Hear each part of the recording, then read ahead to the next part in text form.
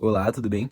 Eu sou o Samuel, eu sou estudante de teologia na Unicesumar e nós hoje vou tratar um pouco sobre o mapa da matéria Aconselhamento Cristão, onde o tema é como nós podemos desenvolver melhor o aconselhamento cristão na nossa realidade sociocultural brasileira, né?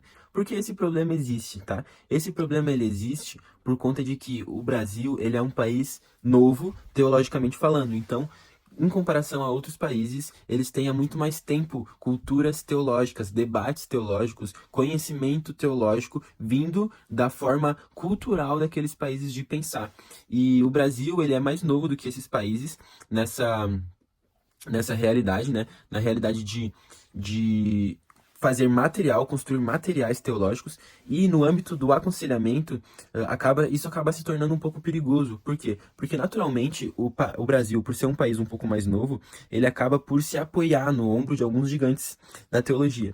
E isso acaba sendo perigoso porque no âmbito do aconselhamento, esses gigantes da teologia não vivem o mesmo contexto social e histórico que nós vivemos aqui no nosso país. Então se faz necessário uma teologia a partir da nossa vivência sociocultural. Se faz necessário um entendimento de aconselhamento a partir da nossa sociedade. Porque esse aconselhamento ele precisa ser o mais eficaz possível. E então, eu trouxe dois problemas da nossa sociedade brasileira e como nós poderíamos, através do aconselhamento, buscar solucionar esses problemas, tá? De forma práticas e teóricas. Então, um problema que eu trouxe que é muito grave e que eu tenho muita preocupação com isso é na questão educacional. Então, o Brasil, ele ocupa péssimas posições nos rankings da PISA e a gente tem uma taxa de analfabetismo que ela é bem acima da média mundial. Então, nós temos uma taxa de analfabetismo de pessoas acima de 15 anos de 6,8%, enquanto a média mundial, ela é de 2,6%. Ou seja, nós estamos puxando a média para baixo. Isso acaba por me preocupar muito, porque como nós entendemos ao ler o livro do profeta Oséias, no capítulo 4, versículo 6, ele diz, a palavra de Deus diz que o meu povo está sendo destruído porque lhe falta conhecimento. Ou seja, nós podemos entender a partir da Bíblia que a falta de conhecimento ela causa destruição.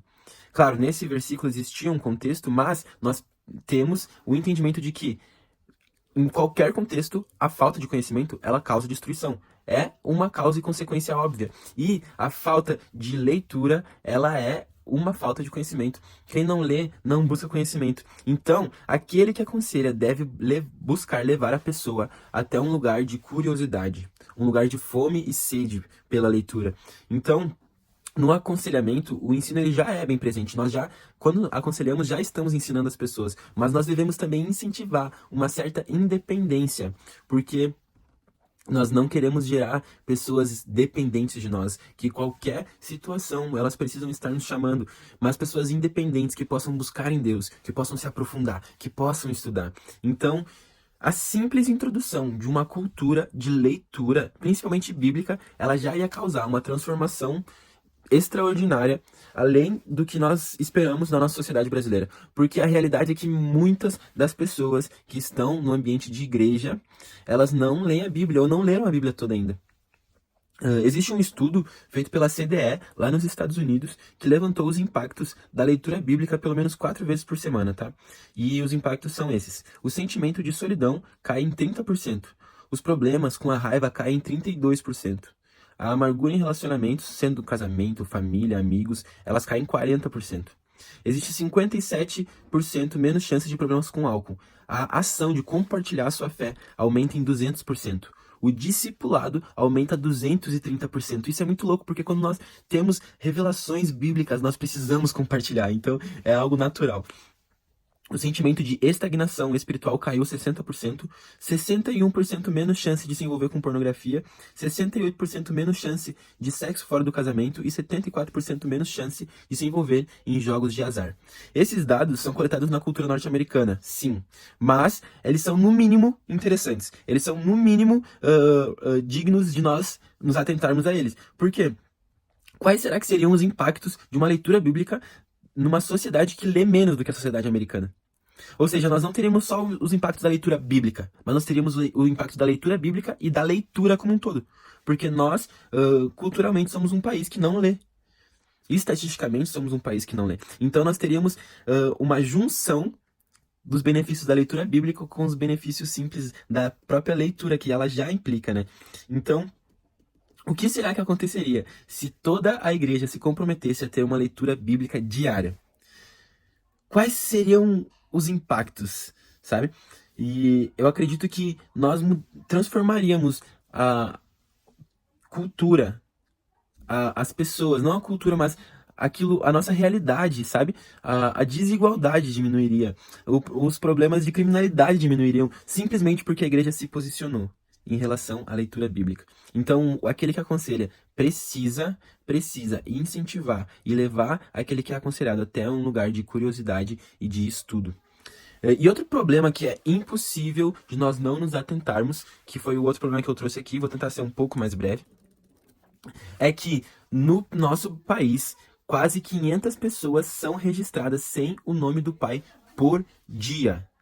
Ela é uma das realidades mais tristes do nosso país, porque a gente sabe que nas escrituras sagradas o nosso Deus ele se manifesta como Pai.